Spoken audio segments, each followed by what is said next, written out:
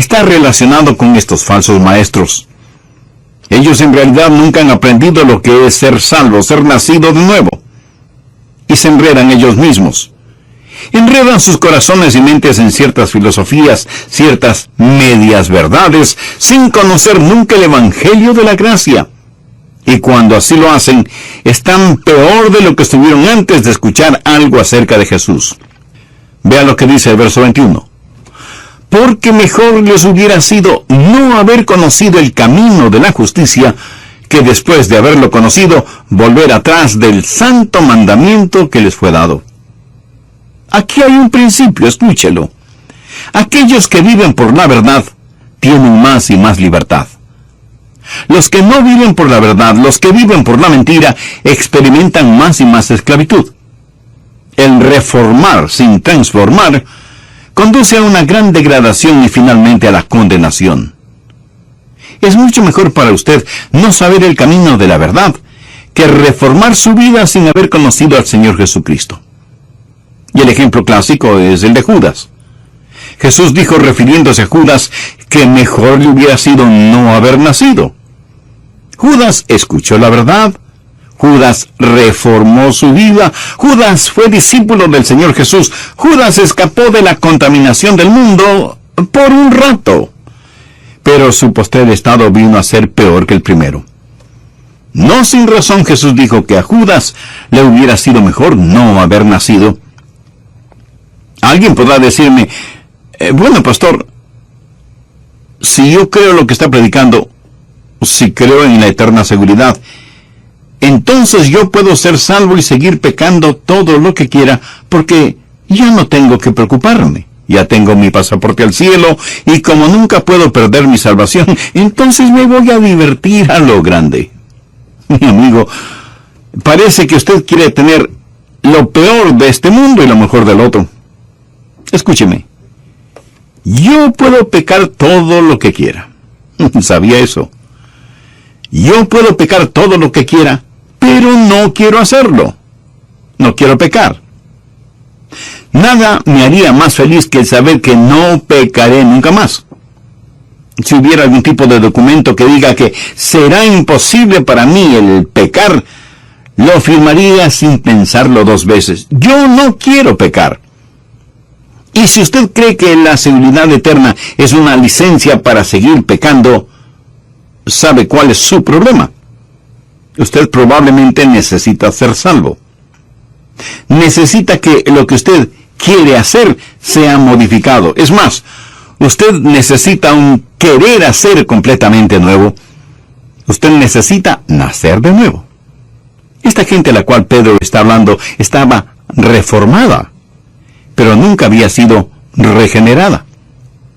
Y el apóstol da dos ejemplos clásicos, en caso de que alguien piense que él está hablando de alguien que fue salvo y que perdió su salvación. Y los ejemplos que él da son absolutamente claros. El ejemplo número 1 es el del perro, y el segundo ejemplo es el de la puerca. Ahora, quiero que entienda lo siguiente en forma absoluta. Dios nunca llama a ninguno de sus hijos perros o puercos. ¿Lo entiende? Ovejas sí, pero nunca perros o puercos. El ejemplo es el del perro que vomita y vuelve a comer lo vomitado. Y si usted dice, pastor, eso es repugnante, permítame informarle que Pedro quería que fuera repugnante. Por eso utilizó esa ilustración. Es una ilustración que la dio Pedro, no yo. Creo que soy un poco más cauto como para dar una ilustración de ese tipo. Ahora, el perro pudo haberse sentido mejor después de comer su propio vómito, pero seguía siendo un perro. No había experimentado ningún cambio. Ese perro hizo lo que todos los perros hacen, volver a su propio vómito. La segunda ilustración que Pedro utiliza tiene que ver con un puerco, cerdo, cochino, marrano o como le llamen en su país. La Biblia habla de una puerca. Pedro aquí se vuelve un maestro clásico. El perro se siente mejor, el puerco luce mejor, pero ninguno de los dos ha cambiado en nada. Dios nunca llama a ninguno de sus hijos un perro o un puerco, porque ninguno de los dos ha sido esencial o eternamente cambiado. ¿Recuerda la historia del hijo pródigo? ¿Han escuchado alguna vez la historia del perro pródigo o del puerco pródigo? No, ¿verdad? En la Biblia solo encontramos la historia del hijo pródigo. Y se la voy a repetir, pero haciendo mi propia paráfrasis. Cuando el hijo pródigo se encontró en el chiquero con los puercos, se dijo: estoy cansado de estar en este chiquero. No fui hecho para vivir entre puercos. Me levantaré e iré a mi padre. Y uno de los puercos le preguntó: ¿y qué tiene tu padre? Oh, mi padre tiene una casa hermosa y tenemos siervos. Mi madre hace ricas comidas y yo tengo mi propio dormitorio y mi baño. Así que me levantaré e iré a casa de mi padre. Y el puerco dijo: eso suena muy interesante. ¿Te importa si voy contigo? El joven le dijo que no le importaba, y así el hijo pródigo y el puerco pródigo empezaron su viaje. Y el padre vio a su hijo regresando a casa y le dijo: bienvenido a casa, hijo. Cúbrete con este manto, usa este anillo, ponte estas sandalias y vamos a matar el becerro gordo para celebrar tu regreso. Papá, un amigo vino conmigo. Es un puerco y quiere vivir en nuestra casa. Hijo, no hay ningún problema, tráelo. Pero la mamá del hijo pródigo dijo: un momentito. Tu amigo no puede entrar en la casa así, tiene que bañarse. Y el puerco preguntó: ¿y qué es eso? Pues que tienes que bañarte y sacarte toda esa suciedad.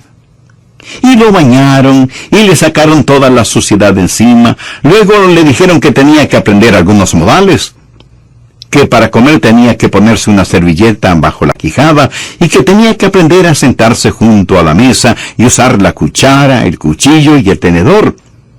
Le dijeron que no podía meter su hocico en la comida y que si iba a vivir en la casa ya no podría salir a revolcarse en el cieno y dormir en medio de la fetidez y las moscas.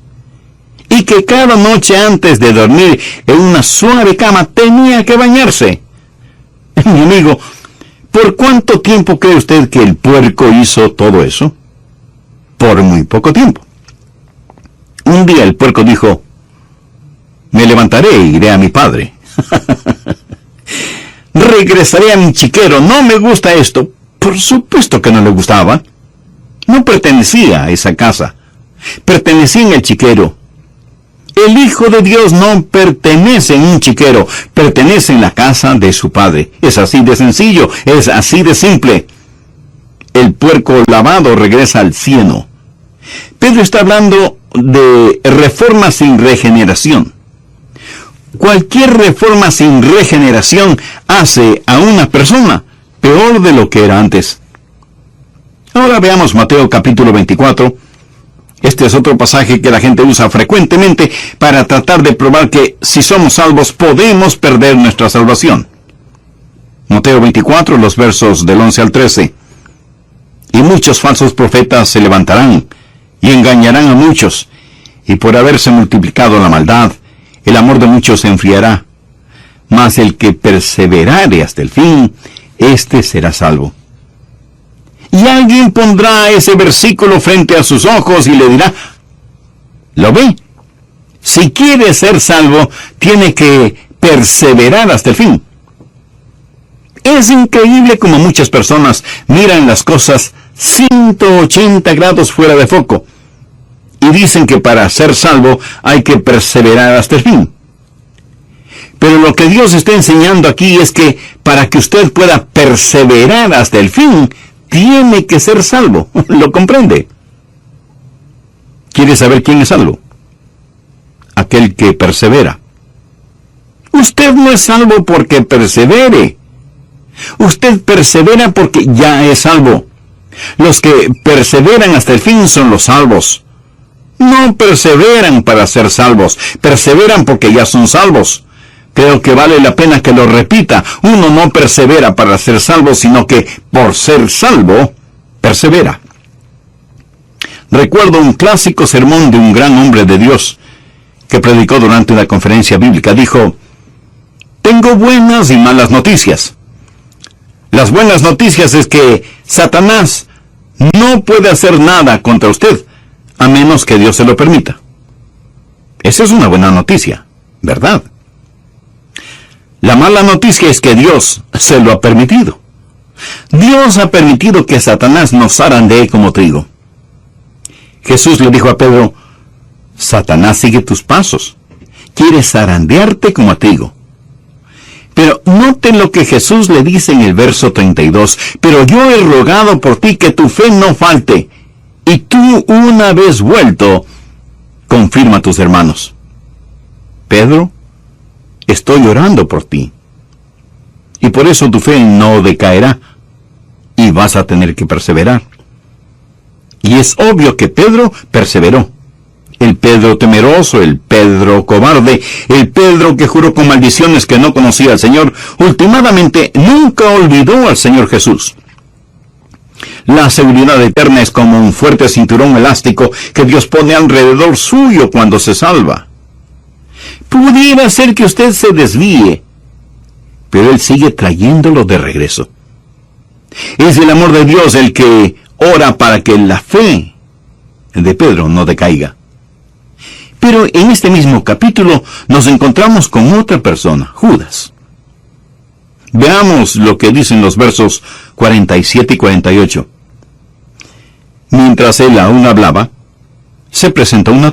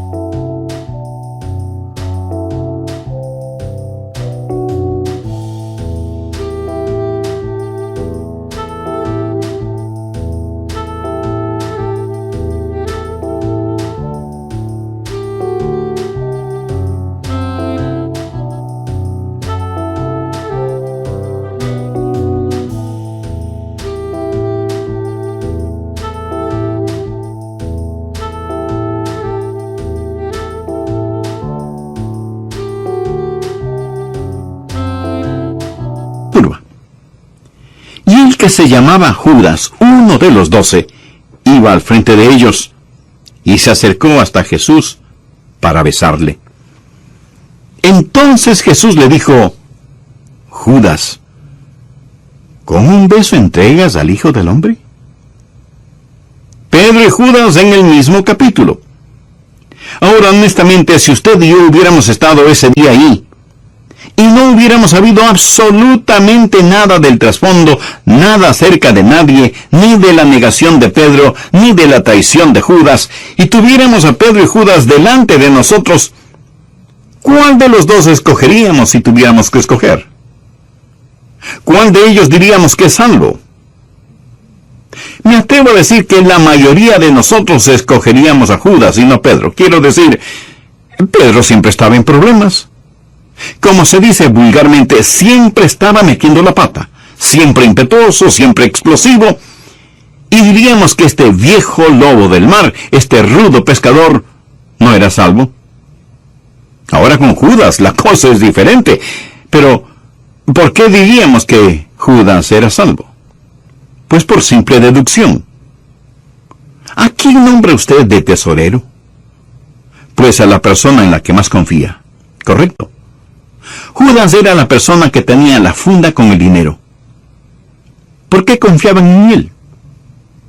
Cuando Jesús dijo que uno de ellos le traicionaría, ninguno de ellos dijo: tiene que ser Judas. Nadie sospechaba de Judas. ¿Perseveró Judas? Por supuesto que no perseveró. Traicionó al Señor Jesús, no buscó el perdón de Dios, se suicidó y con toda seguridad está en el infierno. Busquemos ahora Juan 6:64. Jesús dijo: pero hay algunos de vosotros que no creen. Y está haciendo referencia a quienes estaban a su alrededor. Jesús sabía desde el principio quiénes eran los que no creían y quién le había de entregar. ¿Cree usted que todas estas cosas sorprendieron a Jesús? ¿Cree usted que él dijo, ¿cómo pude haber escogido a Judas, en quien confié, y ahora me traiciona? No, mi amigo, Jesús escogió a Judas sabiendo lo que iba a suceder. Jesús supo que Judas nunca creyó en él. Veamos lo que dicen los versos 70 y 71 de este mismo capítulo 6 del Evangelio de Juan. Jesús les respondió, ¿no os he escogido yo a vosotros los 12, y uno de vosotros es diablo? Hablaba de Judas Iscariote, hijo de Simón, porque este era el que le iba a entregar, y era uno de los 12. Nada estuvo fuera de su control. De hecho, Jesús dijo que había escogido a Judas para que se cumpliesen las Escrituras. Ahora, seguramente usted me preguntará, pastor, ¿cuál es el punto de todo esto? El punto es que Pedro perseveró, y Judas no lo hizo. ¿Por qué Pedro perseveró hasta el fin y Judas no? Muy sencillo. Pedro tuvo fe.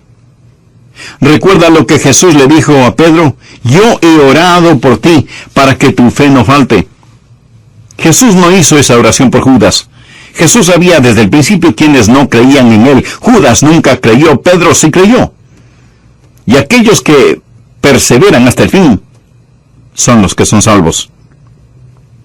Amigo, le pregunto, ¿tiene usted esa salvación? ¿Está usted persuadido de su seguridad eterna? La única forma de ser salvo y tener seguridad eterna es por medio del Señor Jesucristo, por medio de la fe. Algunas personas, interpretando varios textos bíblicos fuera de contexto, dicen que quienes son salvos pueden perder su salvación. Una cosa es parecer ser salvo, y otra muy diferente, el ser salvo de verdad. Por eso es que el apóstol Juan en el capítulo 2, verso 19 de su primera epístola dice, salieron de nosotros, pero no eran de nosotros. Porque si hubiesen sido de nosotros, habrían permanecido con nosotros. Pero salieron para que se manifestase que no todos son de nosotros. Por lo tanto, aquellos que se van, no pierden su salvación. Los que no perseveran no pierden su salvación porque nunca la tuvieron. Bien, veamos otro pasaje que la gente usa para decir que los que son salvos pueden perder su salvación. Busque el capítulo 15 de Juan, empezando en el verso 5. Yo soy la vid, vosotros los pámpanos. El que permanece en mí y yo en él, éste lleva mucho fruto, porque separados de mí, nada podéis hacer. Y algunos estarán pensando, yo puedo hacer algo. Esa es su opinión personal. Jesús dice, separados de mí, nada podéis hacer. Sin él, no importa lo que hagamos, somos como cero a la izquierda. Y Jesús sigue diciendo, el que en mí no permanece, será echado fuera como pámpano, y se secará. Y los recogen y los echan en el fuego y arden. Si permanecéis en mí y mis palabras permanecen en vosotros, pedid todo lo que queréis, y os será hecho. En esto es glorificado mi Padre, en que llevéis mucho fruto, y seáis así mis discípulos. Y alguien dirá, bueno, este es un cuadro de alguien que estuvo en Cristo, y sin embargo es separado de Cristo. Es lanzado al fuego y allí arde. Permítame decirle que aquí el Señor Jesucristo no está hablando de ninguna manera acerca de la salvación. Está hablando acerca de llevar fruto. Y está usando una ilustración, una metáfora. Debemos permanecer en el Señor Jesús si queremos dar mucho fruto. En un viñedo, el viñador poda las plantas, quita todo lo que no va a producir fruto. ¿Qué hace con todas las ramas que fueron podadas? No es buena madera como para tallarla. No se puede usar en la chimenea porque no hace un buen fuego. Lo único que se puede hacer es quemarlas. Lo que el Señor Jesús está diciendo es esto: si no permanecen en mí, son buenos para nada. ¿Qué le parece? Buenos para nada. ¿Es usted un cristiano bueno para nada? Escuche, él no está hablando ni del cielo, ni del infierno, ni de la salvación. Está hablando acerca de llevar fruto.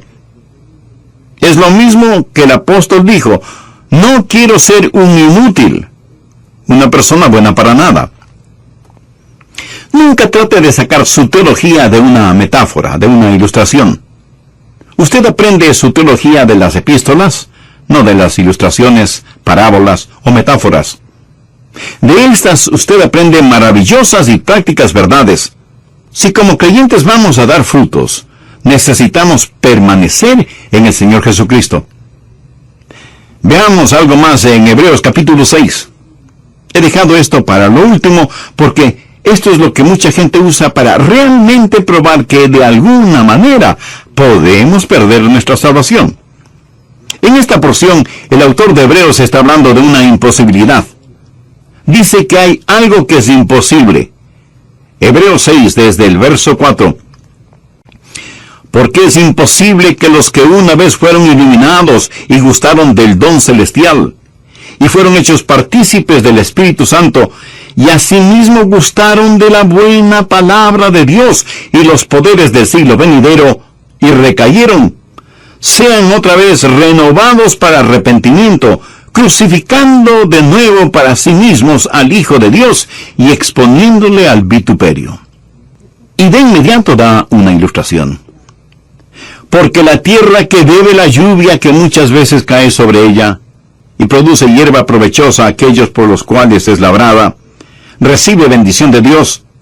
Pero la que produce espinos y abrojos es reprobada, está próxima a ser maldecida, y su fin es el ser quemada. Pero en cuanto a vosotros, oh amados, estamos persuadidos de cosas mejores que pertenecen a la salvación, aunque hablamos así. Volvamos al versículo 4. Algo es imposible. Dice que es imposible para cierta clase de personas, si es que hacen algo incorrecto, el ser renovadas para arrepentimiento. Ahora quiero decirle que si usted usa esta porción de Hebreos para probar que una persona puede perder su salvación, para usted puede que pruebe demasiado. Pero en realidad, ¿qué prueba?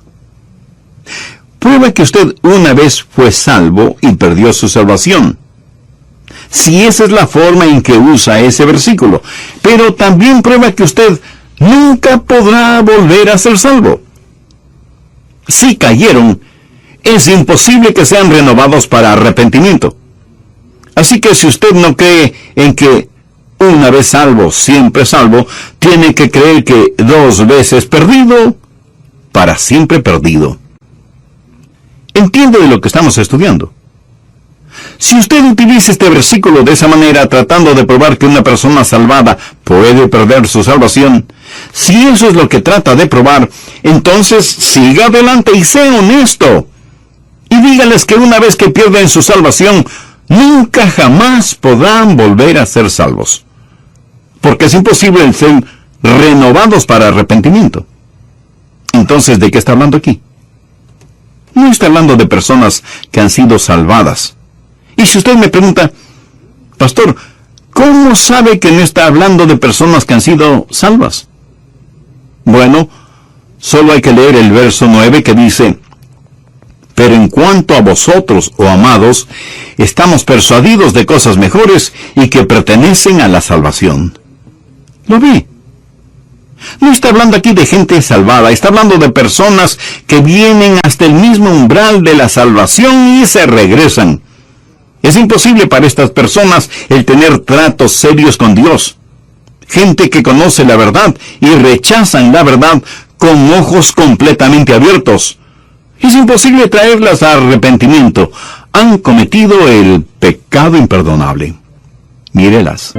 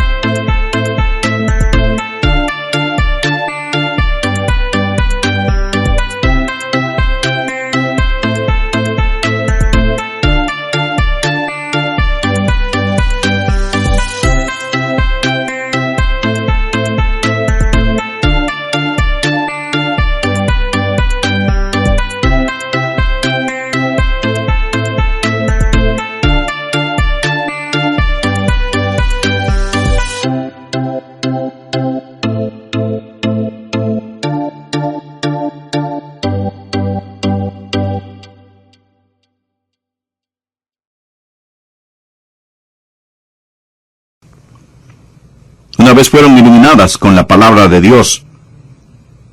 Mucha gente ha escuchado nuestros programas radiales y han sido iluminadas. Han saboreado el don espiritual, han sido hechas partícipes del Espíritu Santo, han gustado de la palabra de Dios y de los poderes del siglo venidero, han probado todo eso, pero se han apartado. No estamos hablando de una persona que peca por ignorancia, ni de una persona que peca porque no tiene entendimiento. Hablamos de una persona que con todo entendimiento y sabiendo muy bien lo que hace, dice: no quiero a Jesús en mi vida. Permítame ilustrar este punto. Supongamos que usted va de compras al supermercado y ahí junto a los productos lácteos, en una mesita hay un plato con pedacitos de queso. Usted toma un pedacito de queso y lo saborea. Es un queso sabrosísimo. Así que pide 2 libras de ese queso. Termina de hacer sus compras y va a la caja a pagar. Hasta aquí ninguna novedad. Pero cuando la cajera registra el precio del queso, usted no puede creer que sea un queso tan caro. Y usted dice que no está dispuesto a pagar tanto por un simple queso. Y ella le informa que es un queso muy raro, importado, y que ella pensaba que usted lo quería. De otra forma, no lo hubiera pedido. Y usted le dice que efectivamente lo quería, pero no sabía que era tan caro, y que no estaba dispuesto a pagar tanto, por muy raro e importado que fuera el queso. Y no lo compra. Bien, aquí está un individuo que probó ese queso raro y delicioso, lo saboreó en su boca con todas sus glándulas gustativas, sabe que nunca antes había saboreado algo tan exquisito, pero no está dispuesto a pagar lo que vale, y lo deja. Lo rechaza voluntariamente sabiendo muy bien lo que hace, y ese es su privilegio. Nadie le obliga a comprarlo, pero recuerde, tampoco nadie le obligó a probarlo.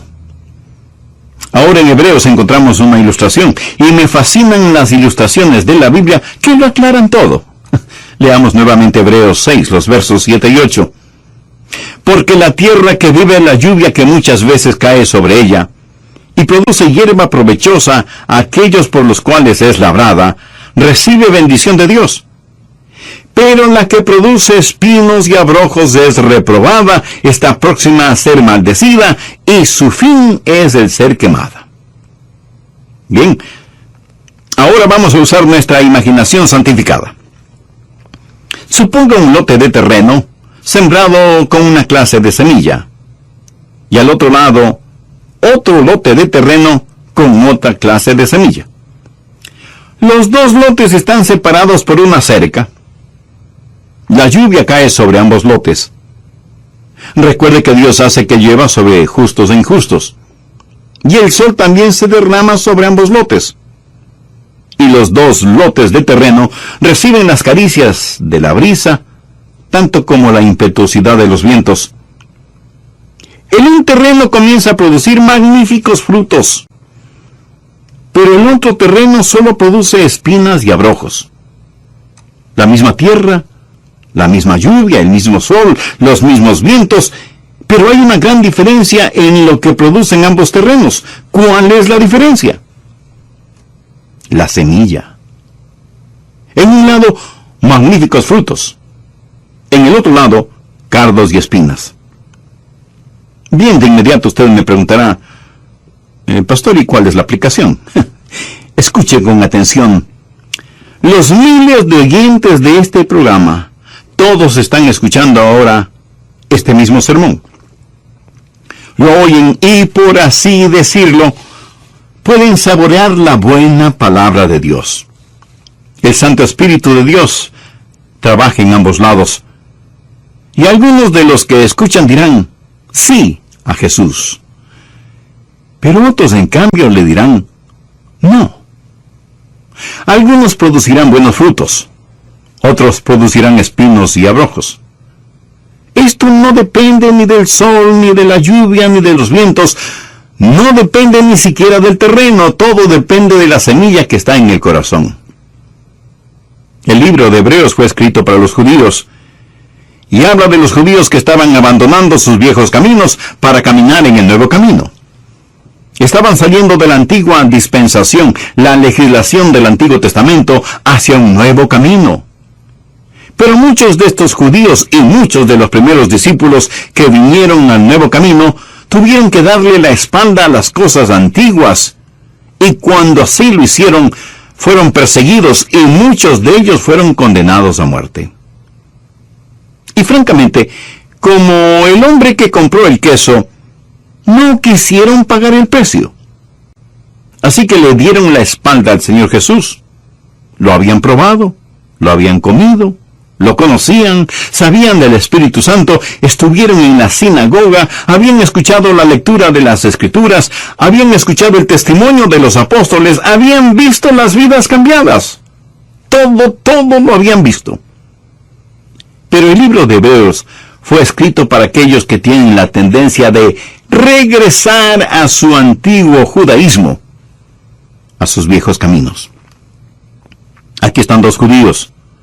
El uno es un genuino creyente, el otro no lo es, nunca ha sido salvo. Él tiene mucha influencia, pero nunca ha sido salvo.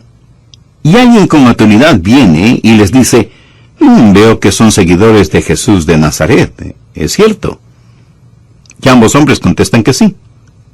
Y les dice, quiero que sepan que si persisten en seguir a Jesús, encontrarán la muerte. ¿Lo entienden? Y el verdadero creyente responde, estoy listo a morir.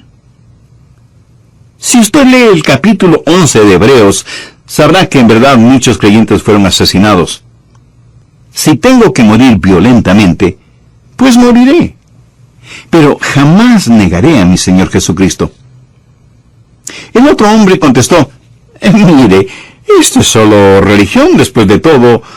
No hay nada que me impida el volver a mis viejos caminos, que eran bastante buenos. Voy a volver a mi antigua vida, pero no me mate. ¿Cómo saber que este hombre hablaba en serio?